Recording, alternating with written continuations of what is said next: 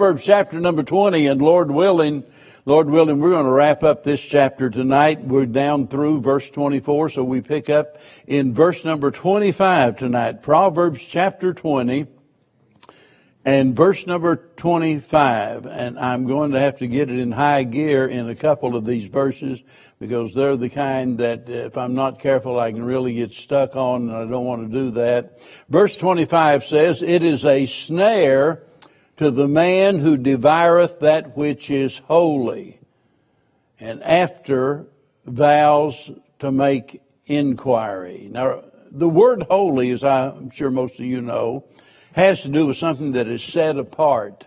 You sanctify something or something, that has been sanctified, we call it holy. It is set apart. For example, we think about the furniture in the tabernacle and the temple. And all of those articles of furniture, that was holy. It was not to be used for anything else. Those articles of furniture belonged to God. Whenever we think about God's people, and the Bible refers to us as saints, and you think about the saints, and that's a word that implies that we have been set apart for God. And so notice he's speaking about that which is holy, that which is to be set apart for God. And he says it is a snare to the man that devours that. In other words, we have no right to take what belongs to God and use it as we please. Holy things are set apart. They're reserved for the Lord. And an example of that's found back in chapter number 3, verse number 9, where he said, "Honor the Lord with thy substance and with the first fruits of all thine increase." Now think about that. The first fruits of all of thine increase. That part of our income, that first part belongs to God. So the 10% comes off the top. It doesn't come off of whatever happens to be left after you pay Sears and Roebuck and Monkey Ward, and you pay all of them and you got a few dollars left and you put that in the offering plate. No, listen, the first fruits has to do with the first part of our income, our increase, whatever it is, that belongs to God. And for Israel, that was a real problem because human nature, you see, has never changed. People back then, they did exactly what people are still doing today. We have a tendency, whenever we think that we need something, we feel like, well, God can do without it. He owns the cattle on 1,000 hills and he can do without it, so I'm going to use it to meet my needs. Israel had that kind of an attitude, and in the book of Malachi, he really takes them to task over that. God demands the first fruits, but God demands the very best. And they were giving God the leftovers. Whenever it come to the sacrifices and they had a lamb out there that maybe had been injured or it was sick, and they thought, well, it's going to die anyway, and it's not fit to enter in for a blue ribbon at the county fair. So, and I'm being facetious, of course, but it's no good to me, is the point. It's no good to me. We'll just kill that. We'll make that the sacrifice to God. And the Lord refused to accept any of what they did. It was all for naught. It was all in vain. He said, look, if you're not going to give me the very best, he said, I'm not going to accept any of it. Well, whenever we come to the New Testament, we see again another expression of human nature in the story of Ananias and Sapphira there in Acts chapter number 5. I love to study about the early church and the amazing things that God did. We talk about the book of Acts and we speak of it as the Acts of the Apostles. In reality, it's the Acts of the Holy Spirit. It's what the Spirit of God did through the people of God. And it was amazing what was going on in that early church. And then, of course, up jumped the devil. And you'll remember a lot of the people had property, and in order to take care of their people, they were selling their property and giving it to the church, and then distribution was made to the members, so nobody had to go without. Well, Ananias and Sapphira, they thought, they'd do their part, and so They had some property in Cyprus, and so they decided they would sell that and give the proceeds to the Lord. Well, I don't know exactly what happened. The Bible doesn't tell us, but for some reason or another, they held back a part of that which they had received for the property. In other words, if they received $100, why, they gave God only $50 of it and kept back some. Might have been one of those emergency deals that I've got to have a little extra money this week. Doesn't make any difference why they did what they did. It's the fact that they made a promise to God. Now keep this in mind. This is not something that God had demanded of them. God did not say, I command you to sell your property, bring it to the church and give it to the church and let the church distribute it as they see fit. He didn't command them to do that. This is something that they said they wanted to do. And so they made a promise to God. This is what we're going to do. And the Lord very clearly showed His displeasure in the fact that they were struck dead as a result of that.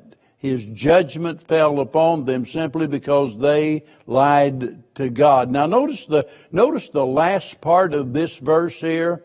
He says we shouldn't devour that which is holy, but then notice he says, and after vows to make enquiry. I think the point is here that after you've made a promise is not the time to start asking questions. We promise God we're going to do this or that, and then we start asking questions, well, I promise I'll do this or that, Lord. But I'd kind of forgotten about something, and would it be okay, if I skip this month or that month or whatever? That's not the time to ask questions. We need to think about all that stuff ahead of time.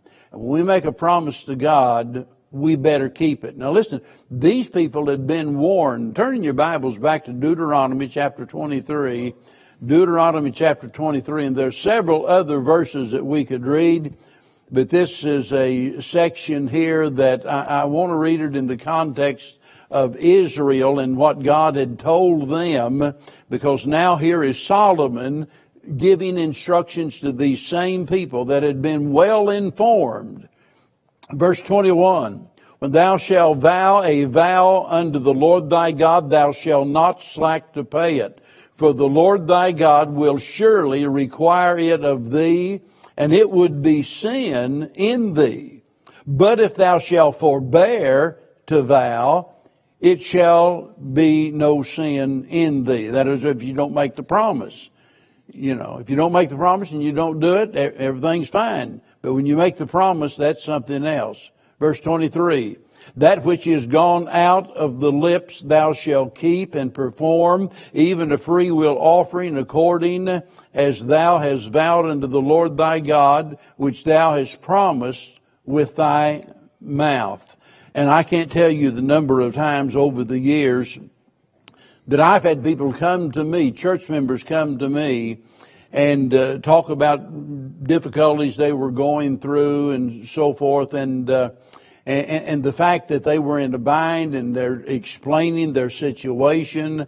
We didn't anticipate college was going to cost junior this much and so forth, and we didn't anticipate that one of the family members is going to be sick, and we're not going to be able to give for a while. Boy, let me tell you, you're in dangerous territory when you take what belongs to God. You're playing with fire when you do that. And God's not playing games. It belongs to Him, and we have no right to take it. And secondly, we certainly don't have any right to lie about it by not performing the vows that we make. Verse number 26, a wise king scattereth the wicked and bringeth the wheel over them. Now this is another way of saying that a wise king separates the good from the bad. That's an important principle. He's telling us that he deals firmly with evil. Some folks take this word wheel here to mean that the evil ones are made to work at the threshing wheel, and that might be. And others claim that it's just symbolic of their destruction. Just run them over with the chariots or, whatever. Destroy them in some way. But the point is the same regardless of how you interpret that. And the point is that a wise king is not going to tolerate that which corrupts and ultimately destroys his kingdom. Now, I want you to think about that for a little while. We don't have a king in America. We got some folks that like to be kings and queens. We got folks, that like to rule with an iron fist, but we don't have that kind of system. But the principle is the same whenever we entertain in our government, when our society allows that which is a detriment to our welfare. It's only a matter of time until we're destroyed. A wise king's not going to tolerate something like that. It says he scattereth the wicked. Another way of saying he gets rid of them, because ultimately they're going to destroy the kingdom. Now, there's a principle in this not only for a nation, and we think about our nation, and by the way, if you go back and you read the Federalist Papers and you read anything about the history of America and just the quotes from our forefathers, it is absolutely amazing and mind-boggling what we see going on in our government today, as we are making shambles out of the principles upon which our nation was built. And ultimately, that is going to be our destruction. We're going to be destroyed from within, not from without. We are our own worst enemy. So there's this principle that applies to our nation. You can apply this principle certainly to us in our individual lives and the danger of entertaining sin in our life. But most certainly whenever we think about it in the context of a church, a lot of people misunderstand what church discipline is all about. But the fact of the matter is the welfare of the church depends on the church's willingness to discipline those that are, I'll use the word the Bible uses in one place, those that are unruly. And in other words, those that are going to create dissension in the church, those that are going to bring false doctrine in the church, those that bring shame and reproach upon the church because of their sinful behavior. And it's not a matter of the church trying to punish its members. That's not the point. The point is, and Paul speaks about the evil in the church by using the word leaven. A little leaven leaveneth the whole lump. It affects the entire body. If it's not removed, ultimately it's going to destroy the body. If you have a cancer growing in your body and the doctor says, look, there's only one way for you to survive, and I'm going to have to put you under and take a knife, and I'm going to have to cut you open. I'm going to have to cut that thing out of there. I say go for it, don't you? I mean, you get it out of there. If it's going to keep growing, if it's going to keep, dragging me down and ultimately killing me, it's got to go. And so we need to think about as a church that we have an obligation to do as a wise king would do in protecting his kingdom, that we do what we can to protect and preserve the integrity of the Lord's church.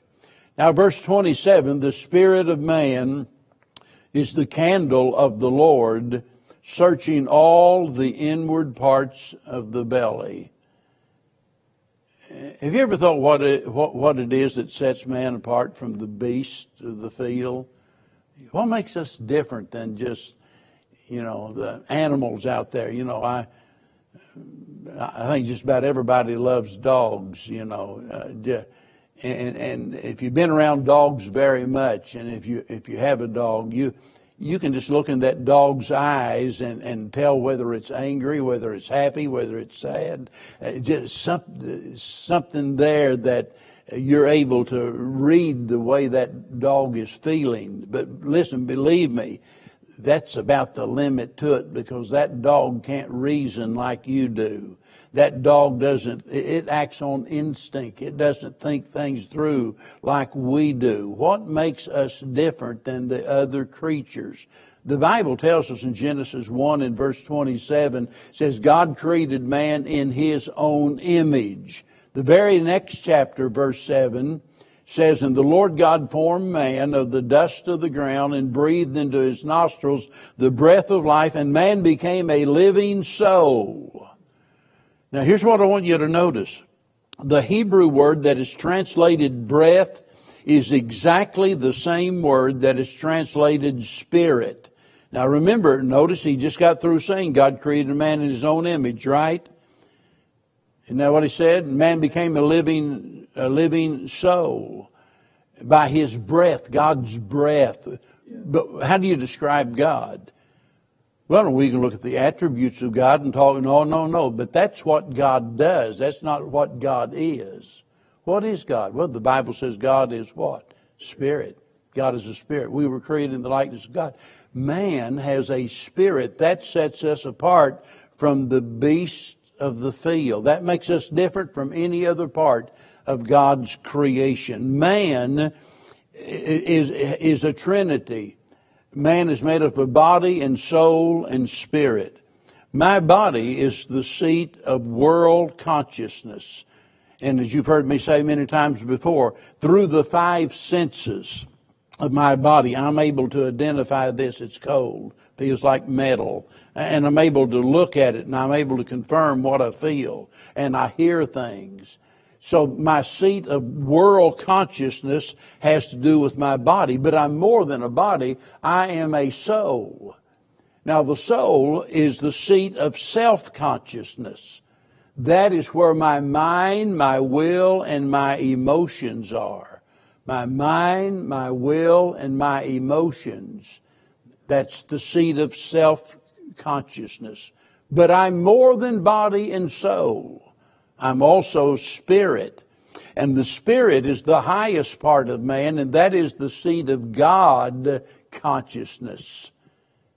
That's why regardless of where you go in all of the world, it might be people dancing naked around a totem pole somewhere. It might be in some other part of the world. It makes no difference where you go. Everywhere you go, you're going to find people worshiping something. Whether they refer to that something as God, a higher being, or whatever it is. But all people everywhere have some sense of a higher power. Why is that? It's because that man is body, soul, and spirit. That's exactly why it is. There's some part of man that's not in any other animal on the face of the earth that sets him apart. That's the seat of God consciousness. God has endowed us with certain faculties of perception, memory, imagination, and reason, and things like that. Elihu in the book of Job said, but there is a spirit in man, and the inspiration of the Almighty giveth them understanding. Somebody referred to the conscience as, said the conscience is God in man. Well, I don't know how to describe it really. I really don't. But I know that our conscience gives us a measure of light.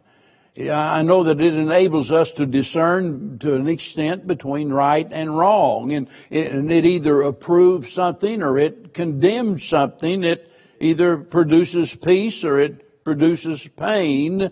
But the conscience is not infallible. And I say that because we are in a fallen state. We have been affected by the fall.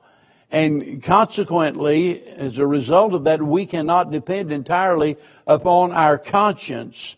And it's really amazing, most of us, we will ignore our conscience whenever it condemns us, but then we don't seem to think much about it when it affirms what we feel, we'll go with that.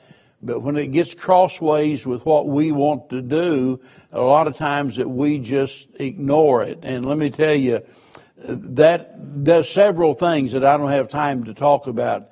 Rebellion weakens our conscience, for one thing. It becomes easier and easier and easier. Amen. You see, just all that used to bother me doesn't bother me anymore. And so it weakens our conscience. It impairs our reasoning. It distorts our judgment. It leaves us confused. The wonderful thing about it is, when Christ saves us, He indwells us and He gives us a new light. You know, so many times whenever we're talking about being lost, and what do we mean by that? Well, the best way I know how to describe it is that our spirit is separated from God's spirit. There is a disconnect there. But the minute that God saves us, we are quickened. That is made alive, because the Spirit of God quickens our spirit. And now I have a new nature. Are y'all still with me now? Amen. I mean, here we are in our unsaved state. We are without God. You know, we ignore what our God-given conscience tells us. We do things our way. We end up, getting in trouble, living in misery. But the moment the Lord saves us, all of a sudden, everything begins to change as a result of that, because He's living within us and guiding us and directing us. And now it is crucial that, because of the fact that the Spirit of God is doing His work in our hearts, it's crucial that we listen to our conscience. And be careful about this. I'm not talking about little voices in your head or something like that.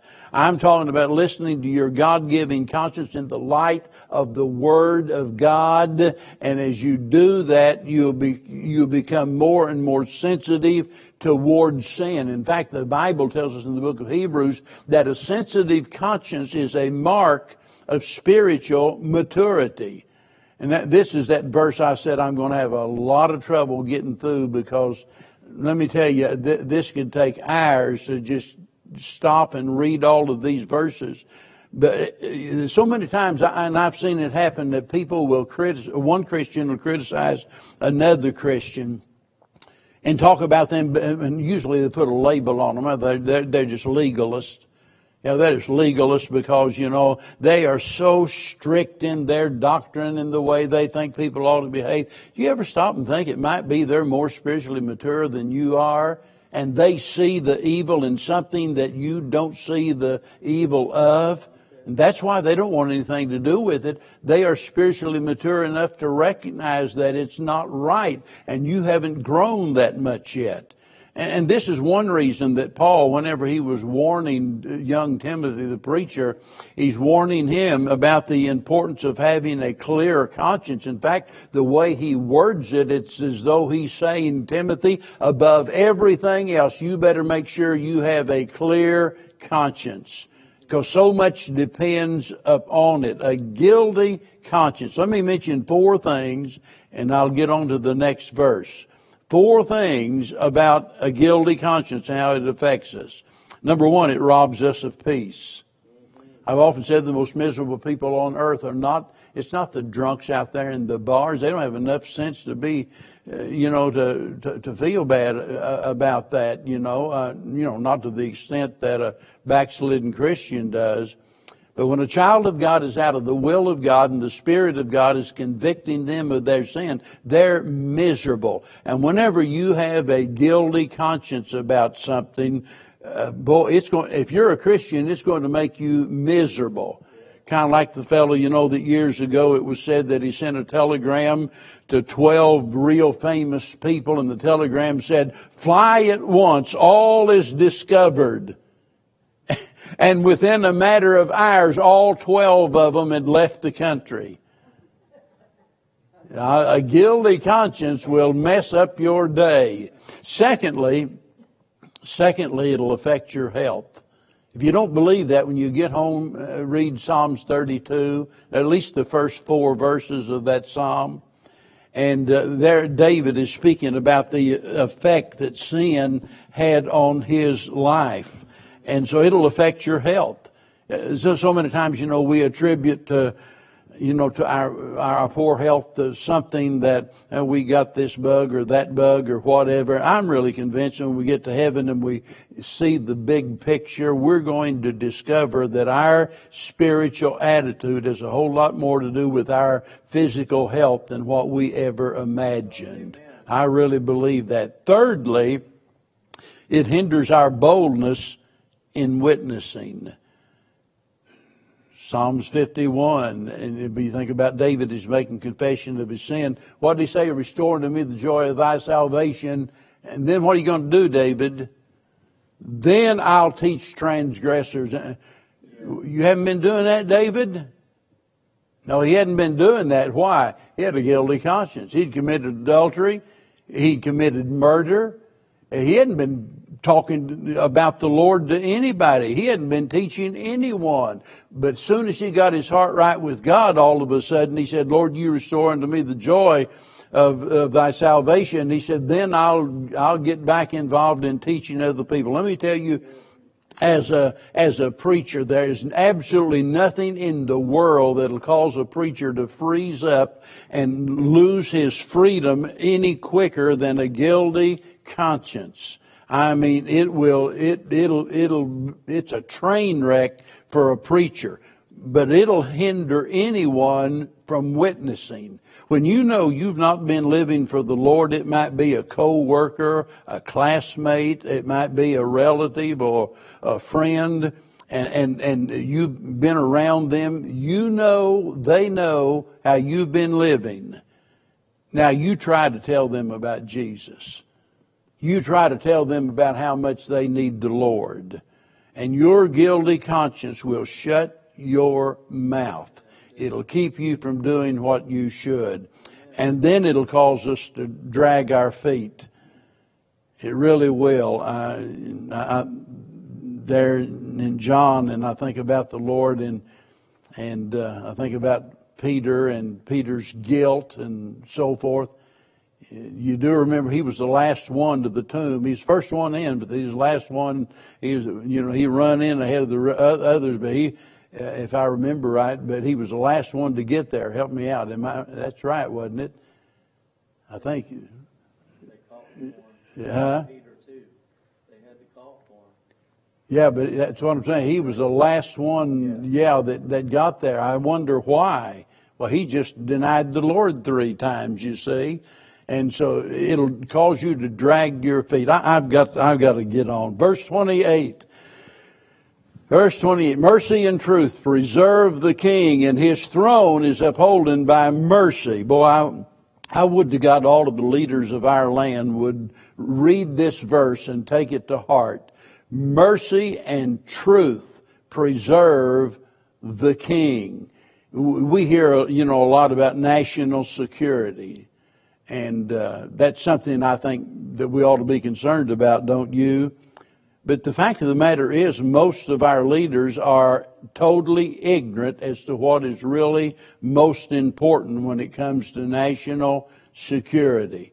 We think by spending billions of dollars building up our armed forces and so forth, and through our military might and what have you, that we can preserve ourselves. The fact of the matter is, there's absolutely nothing in all of the world that's going to help us whenever we turn away from the truth. When we cease living according to the principles of this blessed old book right here, we are doomed. I wish I had time to share with you several of the quotes from our forefathers that I've copied down in my Bible in different places. And they tried to warn us of this. And I think about I forgot his name, the Frenchman that came over here and spent so much time. And whenever he went back and he told everybody he had discovered what made America great, and he said, I didn't understand what made America great, until I went to its churches. And I went to the churches in America. And he said, America is great because America is good. And if America ever ceases to be good, it'll cease to be great. Boy, I tell you, he hit the nail on the head, didn't he? And this is what he's talking about here, mercy and truth preserving the kingdom. Verse 29, the glory of young men is their strength, and the beauty of old men is the gray head. Each has an asset that the other one doesn't have. One has strength, and one has experience. And I often, throw in a few words out to our young people, tell them, look, do what you better do what you can do while you can do it. I mean, while you're young, while you're strong, you've got all of that energy. Bev and I was talking the other day about years gone by and the schedule that we kept and the things that we did. I honestly, I don't know how we did it.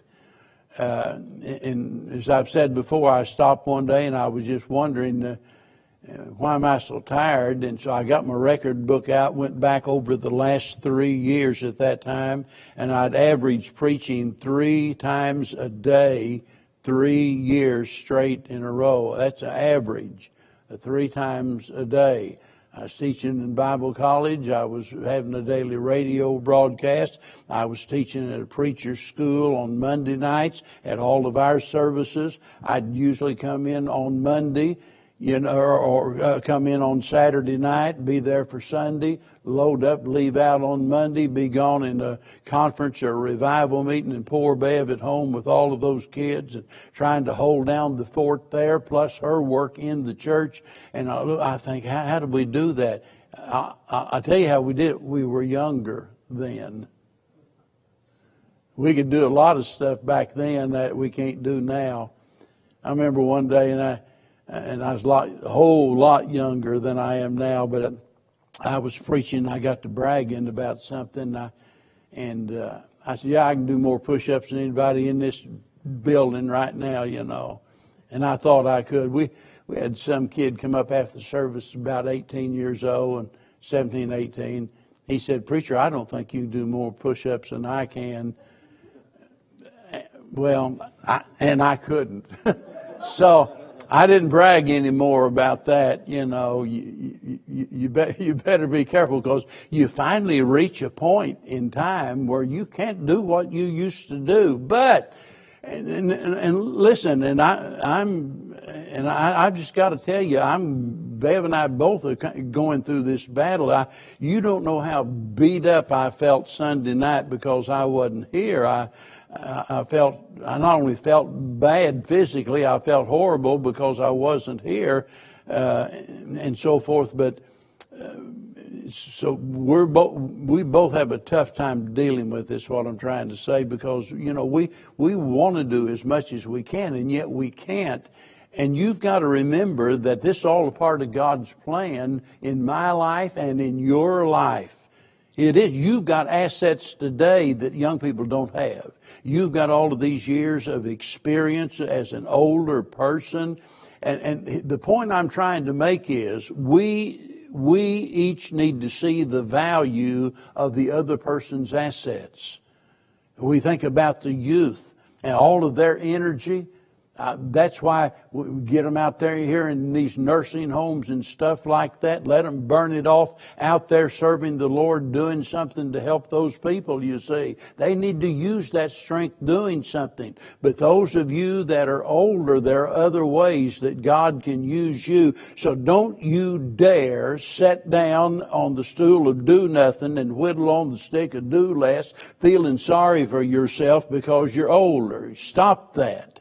Because God has a purpose for you, or you wouldn't be here. He'd already moved you on home. Well, verse 30, and we're going to wrap this up. The blueness of a wound cleanseth away evil. So do stripes the inward parts of the belly. Now, this is really funny, because before the service, I happened to overhear a conversation out here about spanking. I won't tell you who it was, but they were talking about getting spankings whenever they were a kid. You know, I've heard people say, and they're trying to justify their laziness probably, but they say, you know, it just doesn't do any good to spank my kid. It just doesn't do any good. Well, if you do it right, it does. Amen. You do it right, it does. I'll never forget giving Jason the spanking, and he had on a pair of short breeches, and he had some stripes on his legs, and he said, Daddy said the gym teacher's going to see those tomorrow, and he's going to want to know what happened, and you're going to be in trouble. He was a bawling and squalling. I said, if he does, you tell him come and see me, and I'll explain to him exactly what happened. You disrespected your mother. I took my belt off, and I spanked you. That's what happened. You do it again, I'll do it again. Amen. Now look, I realize that all kids are different. They really are. You can't necessarily deal with every kid in the same way. And I'm not saying that you ought to spank your child every time they do something wrong. But there's got to be a place and a time where you do what the Bible says, and that is you spank them whenever they need it. And it ought to be a spanking they'll remember. This little stuff like that doesn't do anybody any good whatsoever. Now, here's the point I want to make and leave you with. Whether you see the result of it or not, look, this is what God told us as parents to do, to spank our kids. And God is going to honor our obedience. If we don't do it, then we're disobedient to God.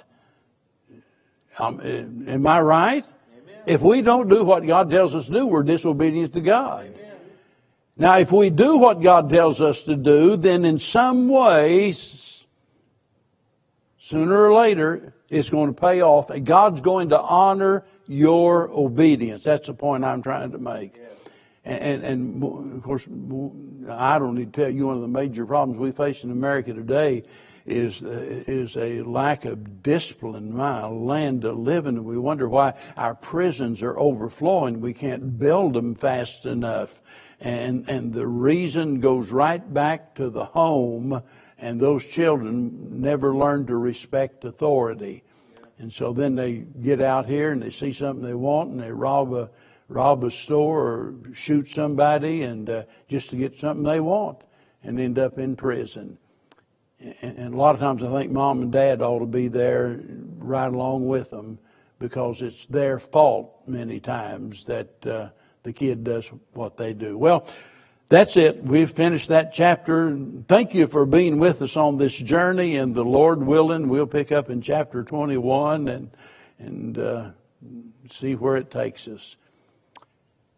All right, let's all stand. I guess Tim has left the building. Elvis has left. No. I was going to have him lead us in a song about it. Let's sing that little chorus. I love him. All right? I love him. I love him. Because he first loved me and purchased my salvation on Calvary's tree. Aren't you glad that he loved you? That he loves us? He loved us first. Yes. And that's why we love him. Brother Carl, will you lead us in prayer, please? Gracious and kind Heavenly Father, we give thanks tonight that you are just that. And we thank you and ask you to bless those of our number that are sick or hurt. Lord, it seems like that the list is growing. If you would tend to that, we would greatly appreciate it. We pray for those that are on the road traveling, that they would have traveling mercies. Give us traveling mercies as we go home to our homes and take this message that we've heard tonight and apply it to our lives. Keep us close, forgive us of our sins and shortcomings. We ask it all in Christ's name. Amen. Amen.